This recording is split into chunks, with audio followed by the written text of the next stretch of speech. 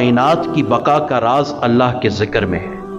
جب تک اس زمین میں اللہ کا ذکر ہوتا رہے گا اس وقت تک کائنات باقی رہے گی، کائنات کی حیات رہے گی، اور جس دن اللہ کا ذکر ختم ہو گیا، اللہ کا نام اس دھرتی سے ختم ہو گیا، اس دن کائنات فنا ہو جائے گی، اس دن کائنات تباہی کا شکار ہوگی، قیامت آ جائے گی۔ چنانچہ مسلم شریف کی روایت، حضور علیہ الصلوۃ والسلام نے فرمایا لا تقوم الساعہ، قیامت اس وقت تک قائم نہیں ہوگی حتی یقال فی الارض اللہ اللہ، جب تک زمین میں اللہ اللہ کہا جائے گا۔ صرف یہی نہیں کہ کائنات کی بقا کا راز یہ اللہ کا ذکر ہے، بلکہ انسان کی جو روحانیت ہے اس روحانیت کی بقا کا راز اور حیات کا راز بھی ذکر کے اندر ہے۔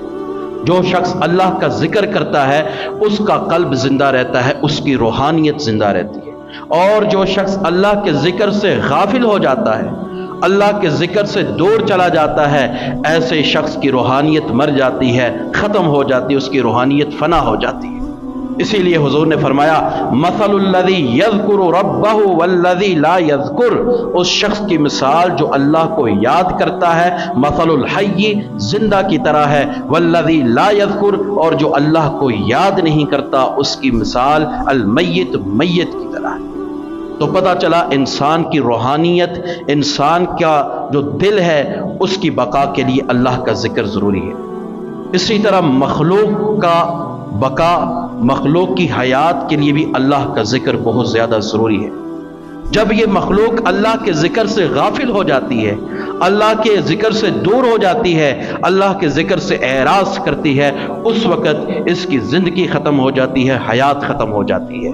چنانچہ حضور نے فرمایا جب تک مچھلی اللہ کا ذکر کرتی رہتی ہے، جب تک مچھلی اللہ کا ذکر کرتی رہتی ہے، شکاری کے ہاتھ میں نہیں آتی، اور جب مچھلی اللہ کا ذکر چھوڑ دیتی ہے اسی لمحے وہ شکار کے ہاتھ آ جاتی ہے اور زندگی سے ہاتھ دھو بیٹھتی ہے۔ اسی طرح پرندہ جب تک اللہ کے ذکر میں مشغول رہتا ہے اس وقت تک وہ شکاری کے ہاتھ میں نہیں آتا۔ حضور نے فرمایا جب پرندہ اللہ کے ذکر سے غافل ہو جاتا ہے اسی لمحے وہ شکاری کے ہاتھ میں آ جاتا ہے اور اس کی زندگی باقی نہیں رہتی، وہ ختم ہو جاتا ہے، مر جاتا ہے۔ تو کائنات کی ہر چیز کی بقا اللہ تعالیٰ کے ذکر میں ہے، اور اللہ تعالیٰ کا ذکر تمام اعمال کی جان ہے، جتنے بھی اعمال ہیں ان کی جان ہے۔ حضور سے پوچھا گیا یا رسول اللہ سب سے بہتر نمازی کون ہے؟ حضور نے جواب دیا سب سے بہتر نمازی وہ ہے جو کثرت سے اللہ کا ذکر کرے۔ پھر سوال پوچھا گیا یا رسول اللہ یہ بتائیے کہ سب سے بہتر روزے دار کون سا ہے؟ حضور نے فرمایا سب سے بہتر روزے دار وہ ہے جو کثرت سے اللہ کا ذکر کرے۔ پھر پوچھا گیا یا رسول اللہ سب سے بہتر حاجی کون ہے؟ حضور نے فرمایا سب سے بہتر حاجی وہ ہے جو کثرت سے اللہ کو یاد کرے۔